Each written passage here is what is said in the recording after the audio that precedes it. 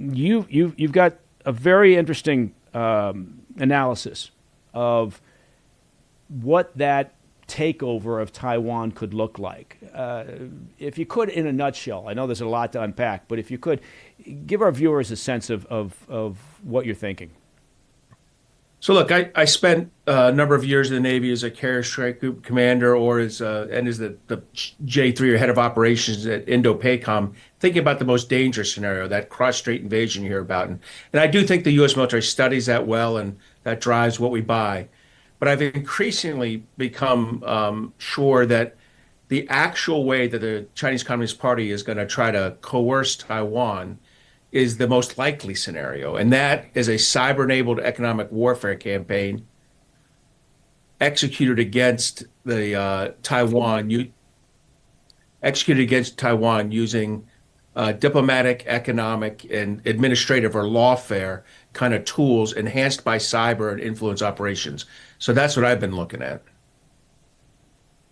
Wow. So I mean, again, we've looked at this issue in the past on the Situation Report, and I will be honest, it's always been sort of that narrow focus, which is, okay, how do you conduct that invasion? You know, what does a blockade look like? You know, dropping troops in on the island. So this is a completely different approach. Yeah. It seems. No, you're exactly right. It's this. Look, this is the approach where Xi gets Taiwan. He breaks their societal resilience, so that President Lai or whoever the leader of Taiwan is bends the knee and says, "Look, I'll enter some negotiation." Once that happens, once they bend the knee a little, China's world class at just twisting them into position. We've seen that in Hong Kong. We've seen that in Macau. We've seen that elsewhere. And look, it's not hard to do. That's what scared me about it. We looked at financial services, communications, energy sectors.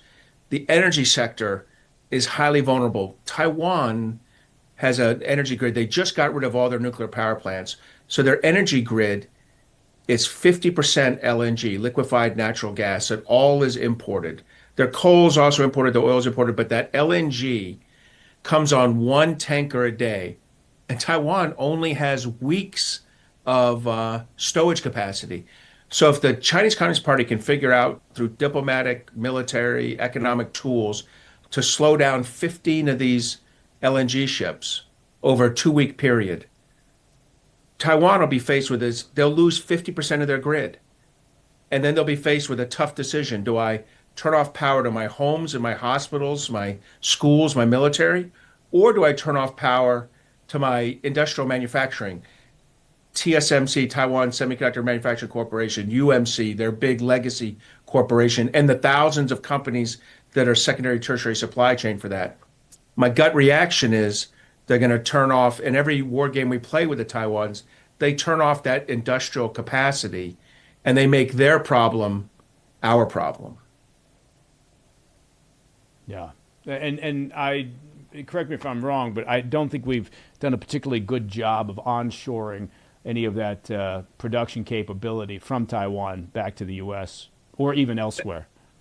And we haven't, and I don't think we can realistically. I mean, we onshored with the TSMC investment and our investment through the CHIPS Act in a plant in Arizona.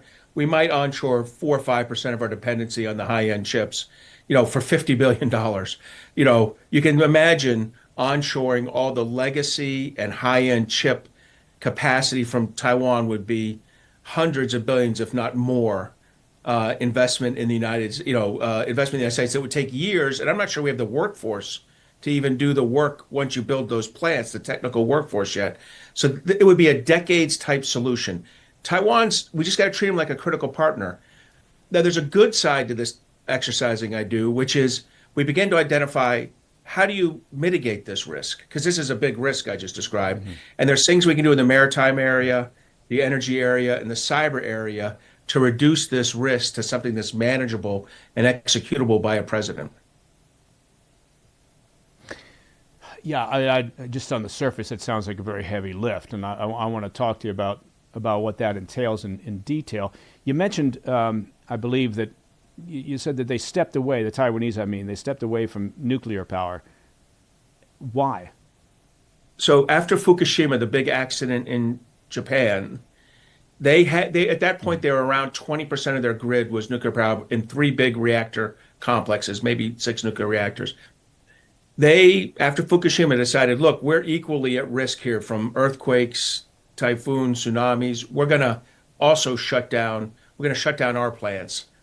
And it became a passion play for the DPP, the party, the current party in power. So weirdly, it's this party that is both very much opposed to China, but also very pro and green and environmental. And so they shut down these power plants. I think one set of the power plants are probably beyond hope. You know, they were old, they weren't being modernized, and they're probably gone.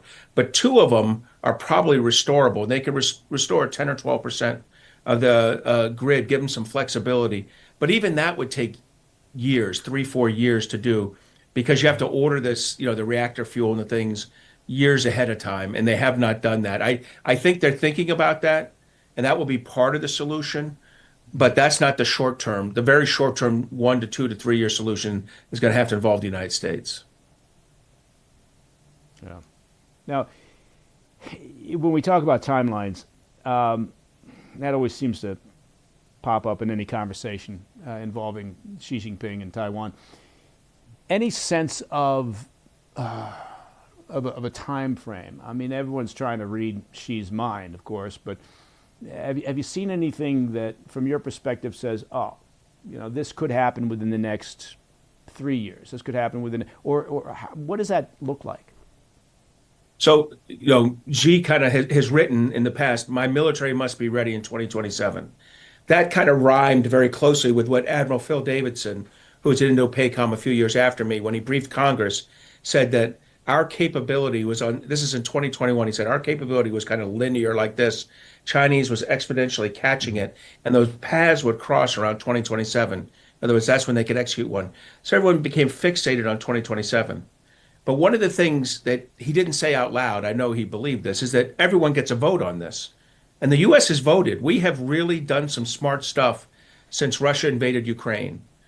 Ironically, Russia invading Ukraine taught us to go fix our munitions problem in the Pacific. And we're actually in much better shape.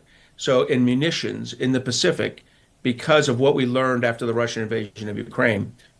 And Japan has really increased its spending since Russia invaded Ukraine. Taiwan's really increased its spending. Australia's increased its spending. So these key partners that are part of this, we've actually become better. And at the same time, China had a post-COVID burp in their economy. And so I actually think those lines crossed in like 2030 or 2031. So if you ask me, when's a kinetic one going to happen? I'd say not before 2030, 2031. But of course, that makes this cyber-enabled economic warfare more likely in the near term. So this one I could easily see kicking off in 2028. That's the next time there's an election in January to February timeframe of 2028. There's a Taiwan election. So in the build up to that and the execution of that, you can see the Chinese do this to kind of teach Taiwan a lesson. Hey, thanks for tuning in.